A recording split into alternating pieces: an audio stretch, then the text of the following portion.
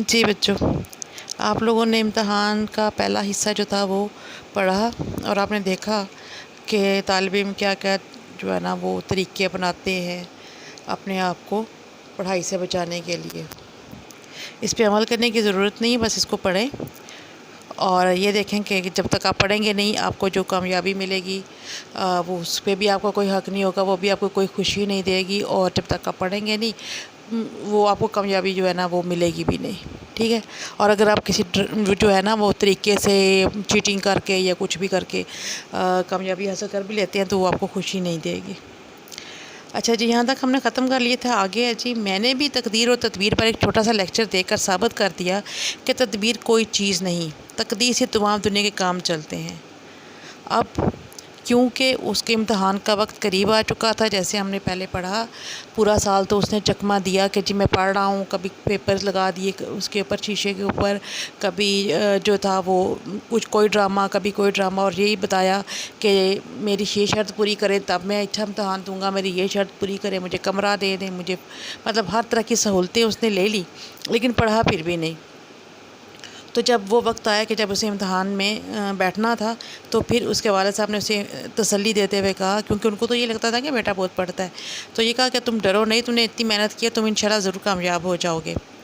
اور یہ بھی کہ اگر کامیابی اور ناکامی جو ہے وہ تو اللہ تعالیٰ کے ہاتھ میں ہوتی ہے، تم نے تو اپنی پوری کوشش کی ہے۔ اور ان صاحب نے بھی بجائے شرمندہ ہونے کے ان سے کہا، پورا اس بات کے اوپر ایک لیکچر دے دیا، ایک لمبی بات کر دی کہ تقدیر جو ہے وہ تدبیر پہ حاوی ہوتی ہے۔ جب تقدیر میں ہوگا تو میں کامیاب ہوں گا، اور اگر میری تقدیر میں یہ نہ ہوا، میری قسمت میں یہ نہ ہوا، تو پھر میری جو کوششیں ہیں وہ ساری بیکار ہو جائیں گی اور میں فیل ہو جاؤں گا، کیونکہ اندر سے تو ان کو پتہ تھا کہ ہونا تو انہوں نے فیل ہی ہے۔ تو آگے قصہ مختصر درخواست شرکت دی گئی اور منظوری ہو گئی۔ مختصر کرتے ہیں بات کو، قصہ مختصر، میں بات کو مختصر کرتا ہوں کہ میں نے امتحان میں شریک ہونے کی جو تھی وہ درخواست دی اور وہ منظور بھی ہوگی، اور ایک دن وہ آیا کہ ہم ہال ٹکٹ لیے ہوئے مقام میں امتحان میں پہنچ ہی گئے۔ ہال ٹکٹ لیے ہوئے جیسے آپ لوگوں کے پاس آپ کا ہوتا ہے نا رول نمبر سلپ، وہ چیز، ٹھیک ہے۔ اور مقام امتحان ایگزامینیشن ہال جہاں پہ امتحان ہونے تھے، وہاں پہ پہنچ کے گویا کوئی یاد نہیں کیا تھا، لیکن دو وجہ سے کامیابی کی امید تھی۔ حالانکہ میں نے سبق یاد نہیں کیا تھا، یاد نہیں کیا تھا، حالانکہ میں نے امتحان کی تیاری نہیں کی ہوئی تھی، میں نے کوئی سبق یاد نہیں کیا ہوا تھا، لیکن مجھے دو وجوہات کی وجہ سے امید تھی کہ میں کامیاب ہو جاؤں گا۔ اول تو امداد غیبی، دوسرے پرچوں کی الٹ پھیر۔ شاید وہ حضرات جو امتحان میں کبھی شریک نہیں ہوئے اس مضمون کو نہ سمجھے، اس لیے ذرا وضاحت سے عرض کرتا ہوں۔ انہوں نے جو اصطلاحات یہاں پہ بیان کی ہیں نا، امداد غیبی یعنی کہ غیب کی امداد، اور پرچوں کی الٹ پھیر یعنی کہ پرچوں کا رد و بدل، تو اس کی آگے انہوں نے خود ہی وضاحت بھی کر دی ہے۔ وہ کہتے ہیں جی امداد غیبی سے مراد امیدواران امتحان کی اصطلاح میں وہ مدد ہے جو ایک دوسرے سے یا کسی نیک ذات نگران کار سے یا عند الموقع کتاب سے پہنچ جاتی ہے، یعنی کہ جسے آپ کہتے ہیں نا نقل کرنا، چیٹنگ کرنا، یعنی کہ یا تو یہ ہو کہ ایک دوسرے کو دکھا دیں اپنا پیپر، بھئی مجھے یہ سوال آتا تو میں یہ آتا، چلو تم یہ دیکھ لو میں یہ دیکھ لیتا ہوں، یا پھر یہ کہ جو ایگزامینر ہو، ٹھیک ہے، نگران کار ایگزامینر کو کہا جاتا ہے، وہ ایسا شریف النفس انسان ہو اور وہ اتنا اچھا ہو کہ وہ جو ہے وہ آپ کو چیٹنگ کرنے میں مدد کر دے، اور یا پھر آپ کے پاس وہ ہے کہ کتاب کے صفحے وغیرہ ہوں۔ پرچوں کی الٹ پھر گو بظاہر مشکل معلوم ہوتی ہے، لیکن تقدیر سب کچھ آسان کر دیتی ہے۔ یعنی کہ یہ بظاہر تو مشکل لگتا ہے کہ میرا جو ہے پیپر، مثال کے طور پہ میرے پیپر میں نے کچھ نہیں کیا ہوا اور دوسرے بندے کا پیپر جو بہت اچھا ہوا، لیکن یہ ہے کہ وہ پیپر میرے اس کے جو مارکس ہیں وہ میرے رزلٹ شیٹ میں لگ جائیں، اور میرے ایگزامس جو میرے ذرا پور ایگزامز ہوں گے، میں فیل ہوا ہوں تو وہ کسی اور کی میں لگ جائیں۔ لیکن تقدیر سب کچھ آسان کر دیتی ہے، لیکن اگر تقدیر اچھی ہو انسان کی تو سب کچھ ہو جاتا ہے۔ ایسا بھی ہو سکتا ہے کسی ایسے اسٹوڈنٹ کے کہ جس نے بہت اچھی تیاری کی ہوئی، جس کا A+ آ رہا ہو، اس کے مارکس میرے پیپر میں لگ جائیں، ٹھیک ہے۔ بعض شریف کم حیثیت ملازم ایسے بھی نکل آتے ہیں جو با امید انعام پرچہ بدل دیتے ہیں۔ ایسے لوگ بھی ہوتے ہیں جو کلرک ٹائپ جو ہوتے ہیں نا، امید کی انعام کی امید میں جو ہے وہ انسان پرچے جو ہیں وہ بدل دیتے ہیں، اس کا پرچہ ادھر اور اس کے نمبر ادھر لگا دیتے ہیں۔ یہ ضرور ہے کہ اس سے ایک محنت کرنے والے کو نقصان پہنچ جاتا ہے، لیکن تدبیر و تقدیر کا مسئلہ جیسا اس کارروائی میں حل ہوتا ہے تو اس سے کسی صورت میں حل نہیں ہوتا۔ اس کے علاوہ اور بھی صورتیں ہیں، لیکن وہ بہت کم پیش آتی ہیں، اس لیے ان پر بھروسہ کرنا نادانی ہے۔ اس کے علاوہ بھی کوئی صورت ہو سکتی ہے کہ انسان پاس ہو جائے، لیکن وہ جو طریقہ کار ہے اس کے اوپر بھروسہ کرنا ہے وہ حماقت ہے، اس کے اوپر جو ہے نا وہ بہت دیر تک بھروسہ نہیں کیا جا سکتا۔ خیر، آمدن برسرے مطلب اس کا مطلب یہ فارسی کا لفظ ہے خیر آمدن برسرے مطلب کی طرف آتے ہیں۔ 9:45 بجے گھنٹی بجی اور ہم بسم اللہ کہہ کر امتحان کے کمرے میں داخل ہوئے۔ یہاں ایک بہت خلیق اور ہنس مکھ نگران کار تھے، یعنی کہ جس کو میں نے دیکھا کہ ایگزامینر تو وہ تو بڑا ہنس مکھ تھا، بڑا مطلب جو کہنا ہے شفیق ٹائپ تھا، اور میں بڑا خوش ہو گیا۔ مجھے جگہ نہیں ملتی تھی کہ میں نے ان سے کہا کہ وہ میرے ساتھ ہو لیے، جگہ بتائی اور بڑی دیر تک ہنس کر باتیں کرتے رہے۔ اب یہ تو اس کا کام تھا نا کہ جو آ رہا ہے اسٹوڈنٹ اس کو کہ وہ جو ہے وہ جگہ بتائے کہ اس نے کہاں جانا ہے، کہاں بیٹھنا ہے، تو وہ تو اپنی ڈیوٹی پوری کر رہا تھا۔ ان کو جو ہے نا وہ خوش فہمی ہو گئی تھی۔ میں سمجھا چلو بیڑا پار ہے، یعنی کہ میرا کام بن گیا، اللہ دے اور بندہ لے، یہ تو بھائی امداد غیبی والا کام ہو گیا۔ ٹھیک 10 بجے پرچہ تقسیم ہوا، میں نے پرچہ لیا، سرسری نظر ڈالی اور میز پر رکھ دیا۔ میں نے بس ایسے ہی مطلب نظر ماری اس کے اوپر اور رکھ دیا سائڈ پہ۔ لیکن یہ ضرور کہوں گا کہ پرچہ پڑھنے کے بعد جیسا میرے چہرے پر اطمینان تھا شاید ہی کسی کے چہرے پر ہوگا، کیونکہ اس کو یقین تھا کہ اس سے کوئی نہ کوئی جو ہے نا مدد اس کو مل جانی ہے اور جیسے تیسے کر کے اس نے پیپر کر لینا ہے۔ خود تو اس پرچے کے متعلق اندازہ نہ کر سکا، لیکن نگران کار کو یہ کہتے ضرور سنا کہ یہ پرچہ مشکل ہے۔ میں کئی مرتبہ اول سے آخر تک اس کو پڑھ گیا، لیکن یہ نہ معلوم ہوا کہ کس مضمون کا ہے۔ اب ذات شریف جو تھے، یہ صاحب جو تھے، وہ اتنے ہی لائق تھے کہ انہوں نے کئی بار پرچے کو شروع سے آخر تک پڑھا، لیکن انہیں یہ سمجھنا ہے کہ یہ پرچہ ہے کس مضمون کا۔ جب یہی نہیں پتہ تو آگے کریں گے کیا؟ جوابات کی کاپی دیکھی، اس کے آخر کی ہدایتیں پڑھیں، صفحہ اول کے خانہ پوری کی اور کھڑا ہو گیا۔ گارڈ صاحب فوراً ہی آئے۔ میں نے ان سے کہا کہ جناب یہ پرچہ کس مضمون کا ہے؟ وہ مسکرائے، زبان سے تو کچھ نہ بولے مگر پرچے کے عنوان پر انگلی رکھ دی۔ اس وقت مجھے معلوم ہوا کہ اصول قانون کا پرچہ ہے۔ دل کھل گیا، میں نے بھی قلم اٹھا کر لکھنا شروع کر دیا، کیونکہ اصول کے لیے کسی کتاب کو پڑھنے کی ضرورت تو ہے ہی نہیں۔ اس مضمون پر ہر شخص کو رائے دینے کا حق ہے۔ اب زندگی کے جو اصول ہیں، ہم نے اپنے جینے کے لیے جو اصول وضع کیے ہوتے ہیں وہ، اور قوانین کے جو ہوتے ہیں وہ جو اصول ہیں وہ ایک الگ چیز ہے، کتابی اصول ایک الگ چیز ہے۔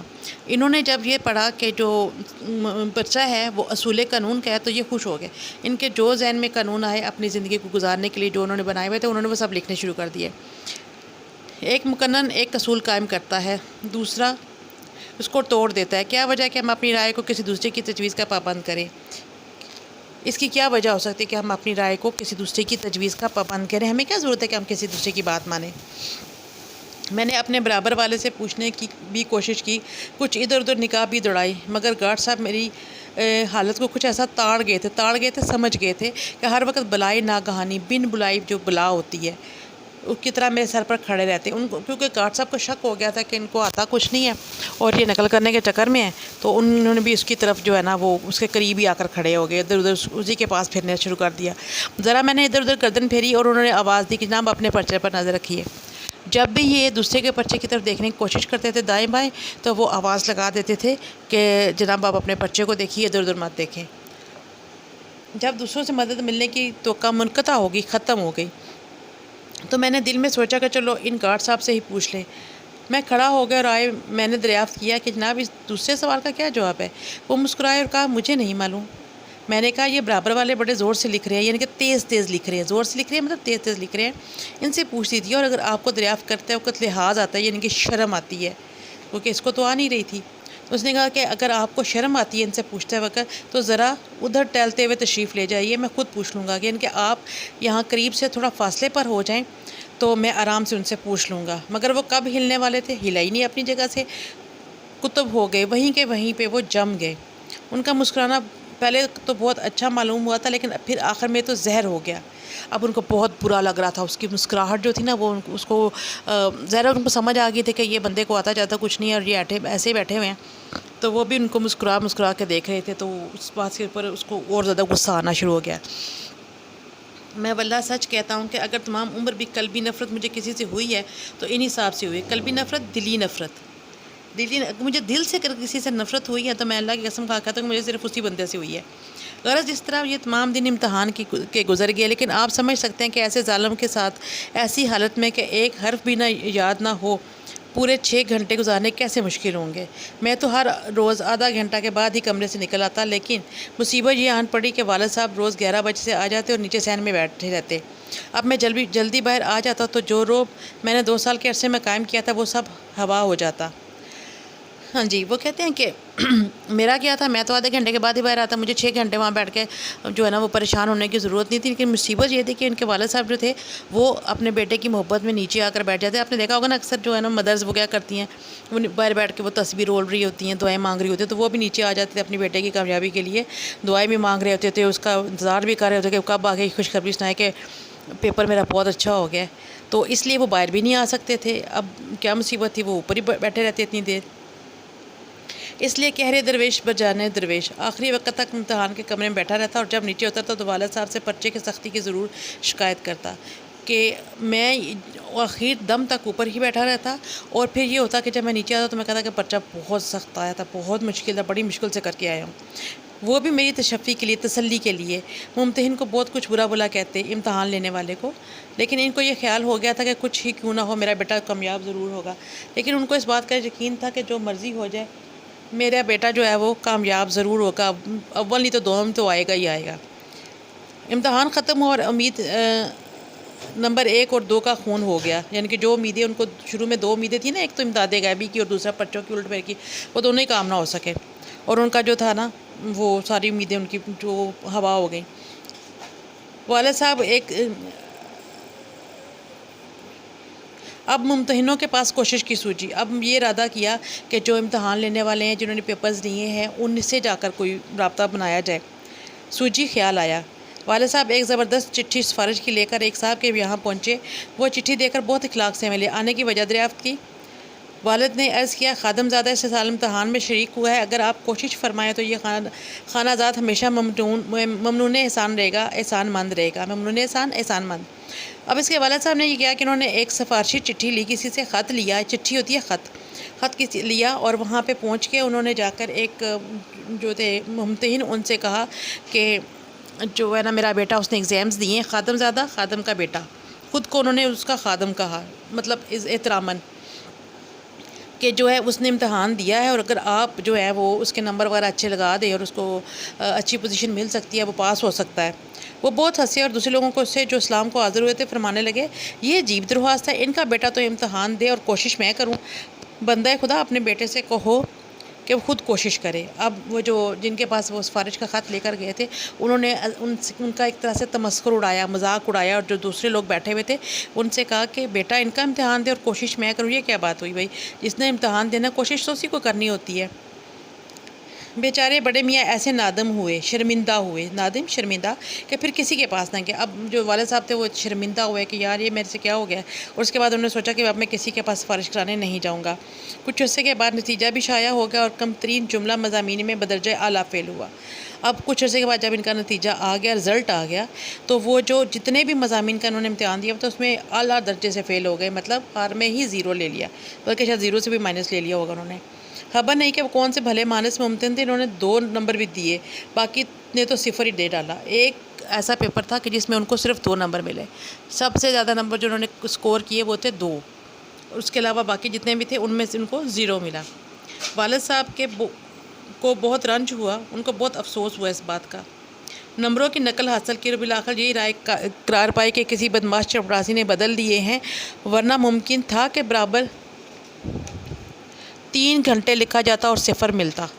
ابھی والدین کو ابھی تک ان کو یہ لگتا ہے، اس کے والدین اتنے بھلے مانس، اتنے معصوم لوگ تھے، اور انہوں نے بھی اپنے والدین کو اتنے کچھ چکر دیے ہوئے تھے کہ والد صاحب کو یہ لگتا تھا کہ ضرور کسی چپڑاسی نے ان کے پیپر کو بدل دیا ہے۔ میرے بیٹے نے تو بہت اچھا لکھا ہے اور بہت زبردست پیپر دے کر آیا تھا، 3 گھنٹے وہ بیٹھا اور لکھتا رہا ہے، تو کسی چپڑاسی نے اس کے پیپر بدل کر اس کے پیپروں کے نمبر جو ہیں وہ کسی اور کو لگا دیے ہیں، اور اس کے نمبر جو ہیں وہ بدل دیے ہیں۔